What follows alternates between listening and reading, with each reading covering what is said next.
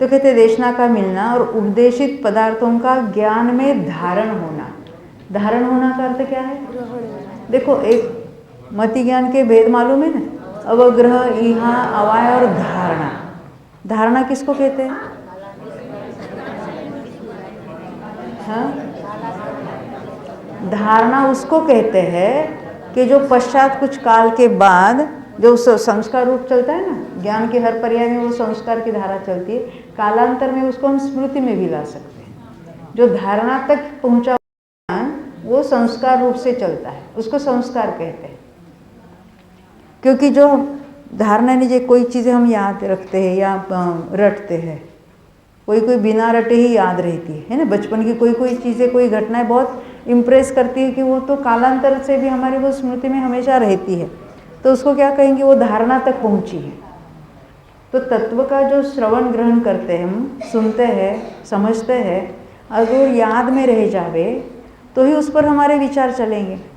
क्योंकि हम तत्वों का विचार कर रहे अपने में, अपने से। अभी पढ़ना तो हो गया, सुनना हो गया, अभी हम जब अपने में ही उसका विचार कर रहे हैं तो हमें कुछ याद होगा तो विचार चलेगा, अरे कुछ तो कहा था प्रवचन में, वो बहुत अच्छा था, मगर याद नहीं आ रहा है।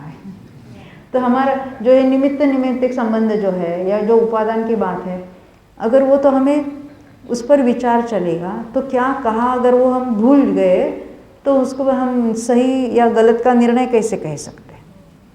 यह हो सकता है हम पढ़ते पढ़ते रुक जाओ और फिर उसको उसके ऊपर विचार करो, ये हो सकता है। पर सबसे पहले वो सुनकर लेने की तो कंडीशन है, वो तो है ही है ना?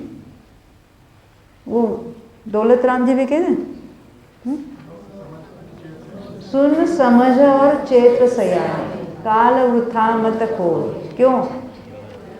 यह नर भव फिर मिलन कठिन है, जो सम्यक नहीं होवे। वहाँ पर भी सुनने की कंडीशन डाली। क्यों?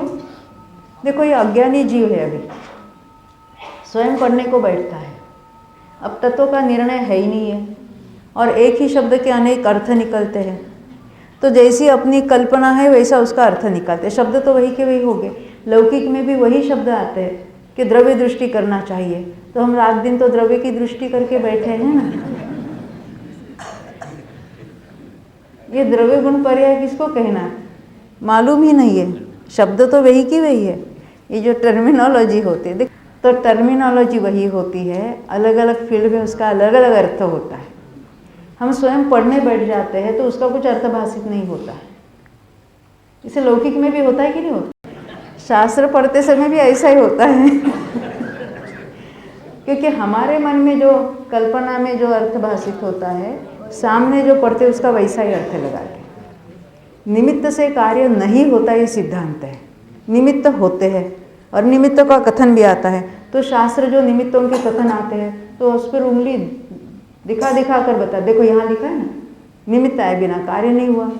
जब तक गणधर के लायक कोई जीव नहीं था तो वाणी नहीं छूटी, है ना ऐसा, तो उसको सही अर्थ भाषित नहीं होता। और जो सुनता है तो सुनाने वाला हो तो साक्षात समझता है कि इसने कितना ग्रास किया कितना नहीं। ओके, सोच समझ कर याद करके रट के आया नहीं है क्या बोलना क्या नहीं बोलना, समझ में आती है बात। इसलिए सुनने की कंडीशन यहाँ डाली है, देशना में सुनने की कंडीशन होती है।